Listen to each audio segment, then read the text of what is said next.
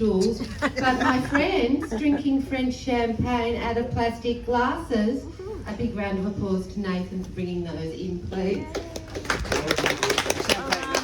The glasses are reading zones. My name is Chris Gordon and I look after some of the events that happen at readings. And part of my job here today is to make sure that you're as comfortable as you can possibly be while you're sitting on these hard stools. Perhaps you're trying to find a place to sit. Here's another stool. Perhaps you want to lean against the bookcases, and that's perfectly fine. There might be a book that's in your way, and I suggest if there is, buy it, my friend. Buy it. But really my role here is to make sure, like at any great public meet, that we acknowledge that today we're standing on land that's not ours, and that we send our respects to our elders of the First Nation. But I reckon, given that you're in a bookshop, and that gives me a clue to the type of person that you are, I just reckon you can do one better than that. In all the shelves here, in different places, there are stories and songlines and poetry written by First Nations people. And wouldn't it be greater than just sending our respects and our gratitude to the First Nations to actually learn some of those stories, some of those songlines, some of those poems, so that we can make sense of this country, so that we can make sense of such a wonderful cultural background. So I beg of you, at some point over the next week or so, pick up a book written by a First Nations person, read it, tell your friends, announce it at a dinner party, spread the word. It's the easiest way. I'd like to now introduce you to someone who was just walking down the street with his daughter and thought he would pop on in, someone who has known this Australian author, Nathan Bell, for quite some time, is one of his teachers. It's the great Professor Andrew Benjamin. He's a philosopher, and more important, here tonight, he's a critical thinker. Let's make him very welcome.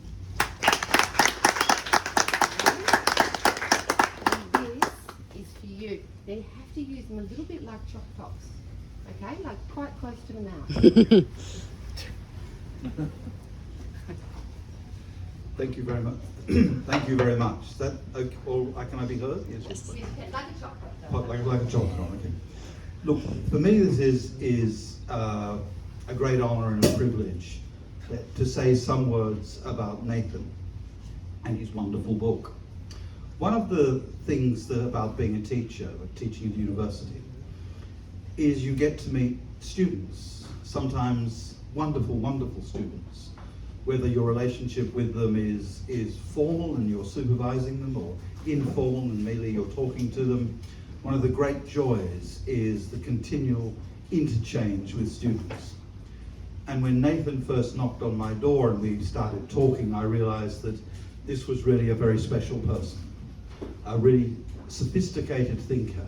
But more than that, he is a passionate thinker. And one of the things I admire so deeply about him and so deeply about the book is the relationship between passion and intelligence, and passion and analysis. Any of you who follow Nathan on Twitter know the passion. It's writ large in everything he does. But what we also know academically, intellectually, is that passion is fine, but it's not enough. There's no point being passionate about something as though that were an end in itself. In the case of the refugee, in the case of questions to do with asylum, passion needs to be linked to a deep and profound analysis. And this is when I first read this book as a manuscript and as Nathan worked on it, and I had the genuine privilege, and I mean this in all sincerity, the genuine privilege of working with him on it. The book refines an argument that brings in a discussion of the French philosopher Emmanuel Levinas on love. It brings in a brilliant analysis of Derrida on hospitality. It deploys the work of Judith Butler in remarkable and important ways. It establishes a respectful but critical distance to both Arendt and Aristotle.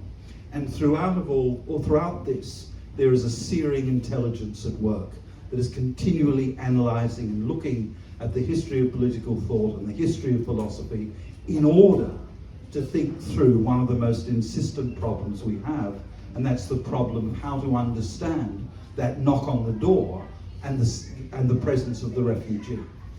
For any of you who watched the news yesterday on television, or the 7:30 report on television, to see that the UK has borrowed Australia's model of Stop the Boats and has built this appalling barge, funded and paid for by an Australian company, fills me with a sense of shame.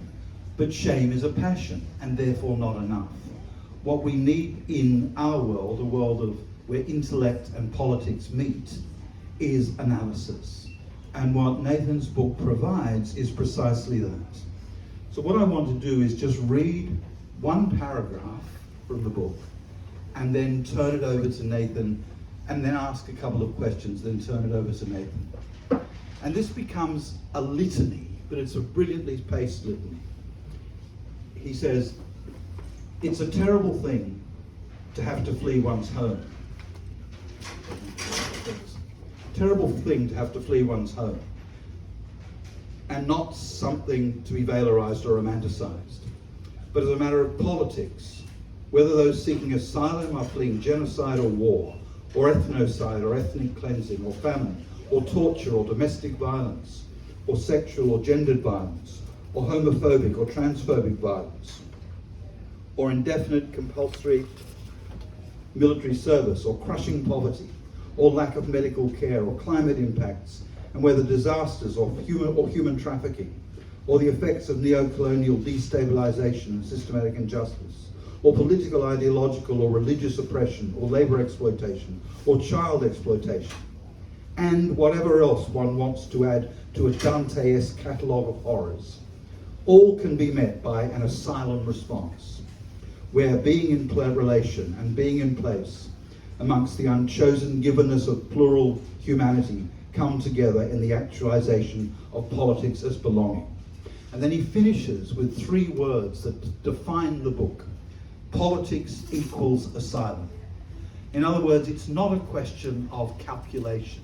It's not this appalling reduction of ethics a la Peter Singer to the calculable. It's a claim that the ethical insists beyond the level of calculation. And for Nathan Bell, this adheres in the formulation, politics equals asylum.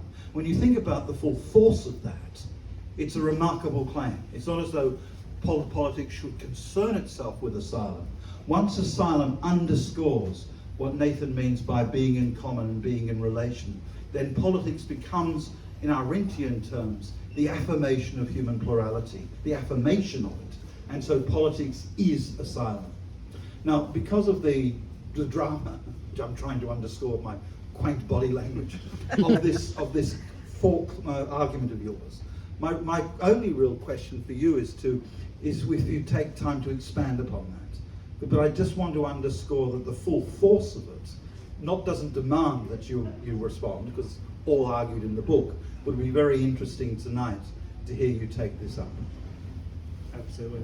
Thank you so much, Andrew. I'm just going to move to the lectern because I've got my little prepared talk here, so I'll just use my